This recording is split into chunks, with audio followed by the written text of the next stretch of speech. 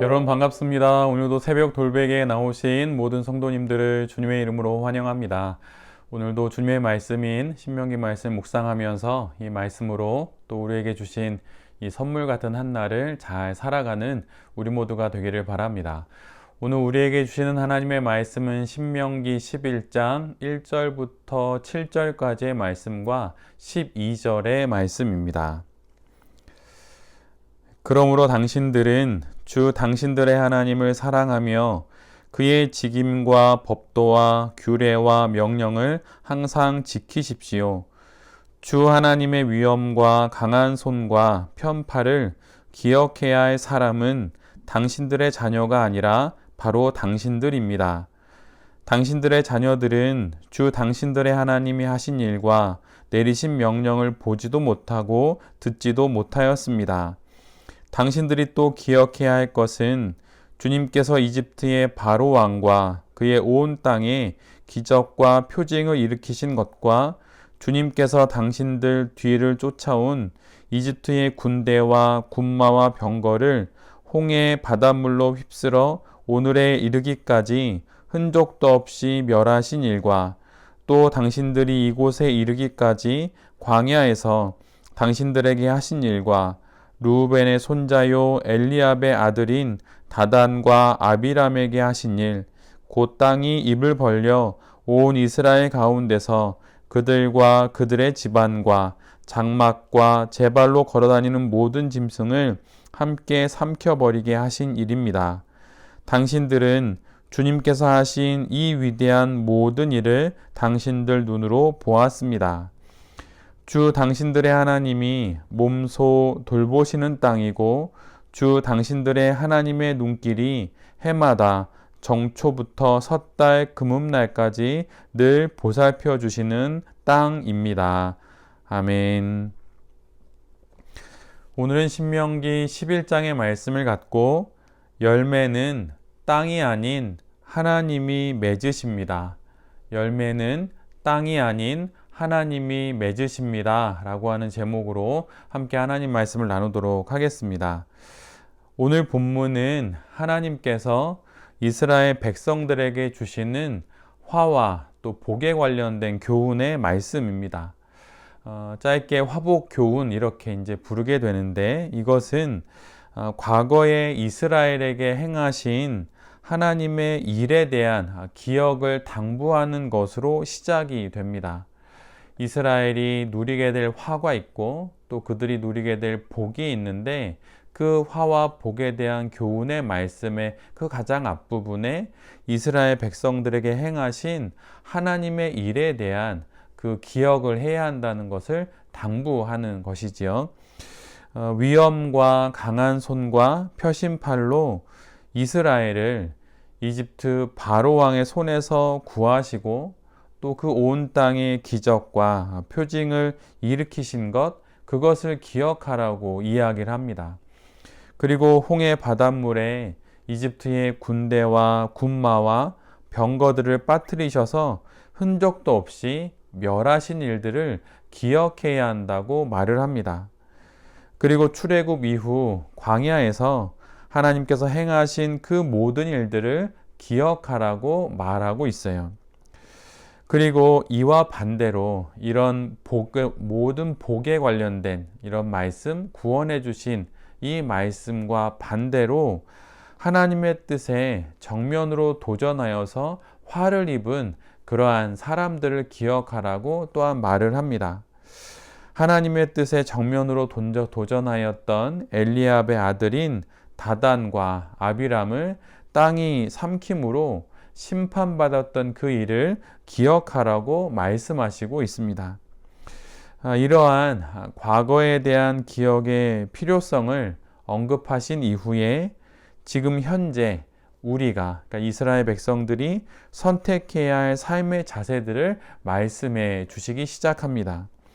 그것은 총 3개인데 첫 번째는 하나님의 명령을 지키라는 것입니다.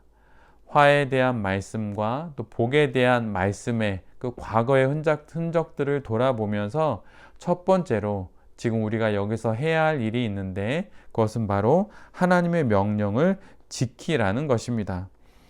그리고 두 번째는 명령을 착실히 듣고 하나님을 사랑하면서 온 마음과 정성을 다하여서 주님을 섬기라는 것입니다.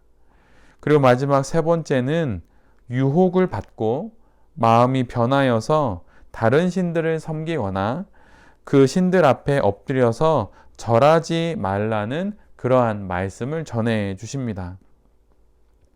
이렇게 각각의 명령을 하시면서 하나님께서는 이스라엘 백성들이 들어갈 가나안 땅에 대하여서 이제 알려주시기 시작하시는 것이죠.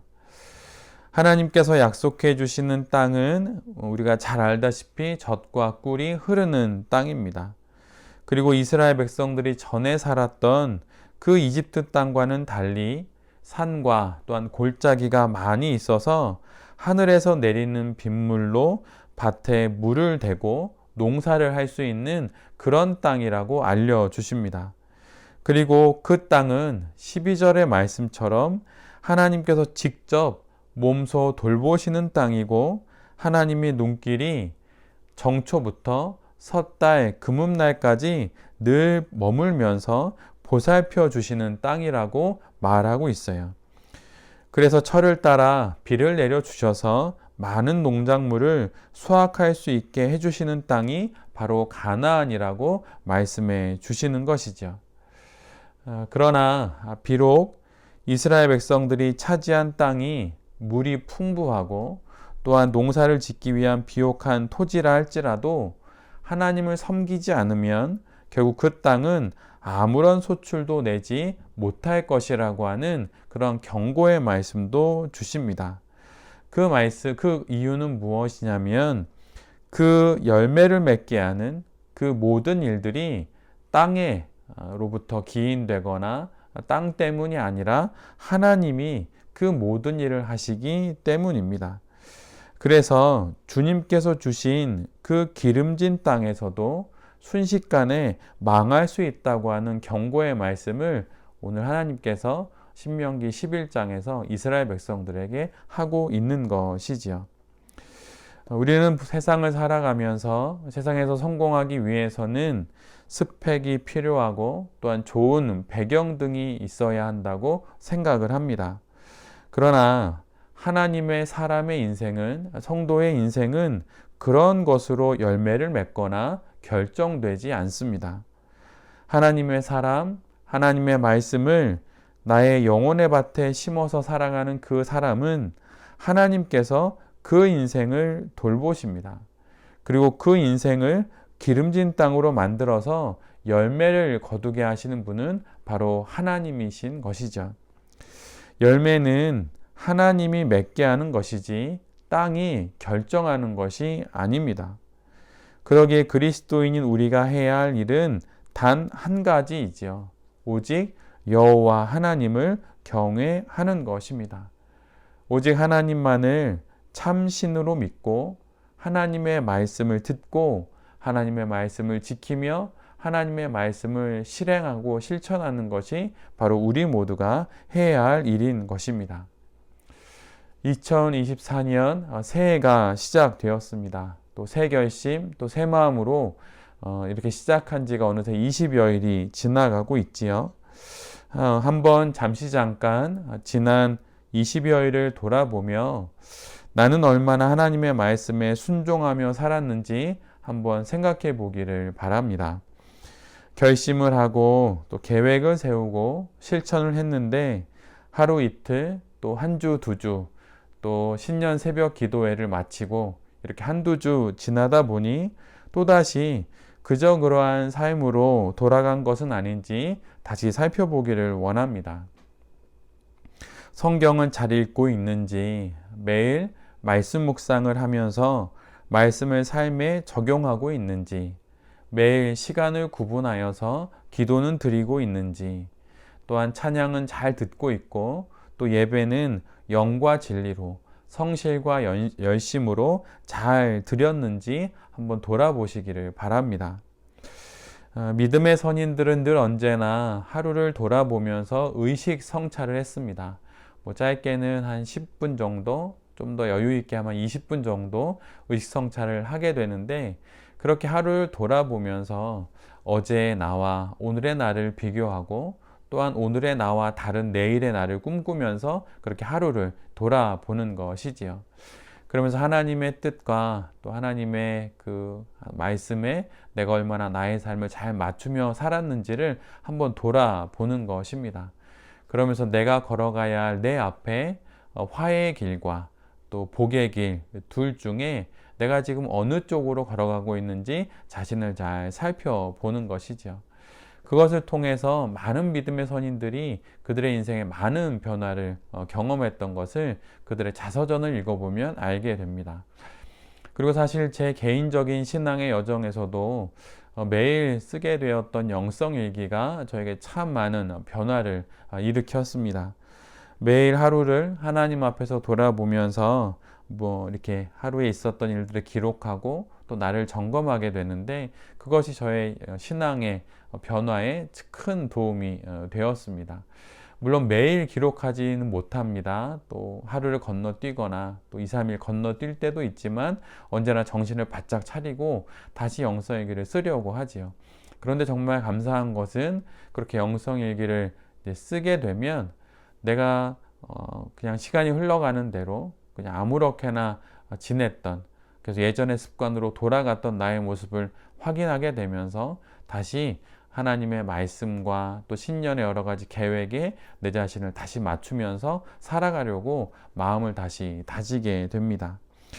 2024년이 새롭게 시작되었고 또 아직도 앞으로 가야 할 길이 많이 남아 있습니다.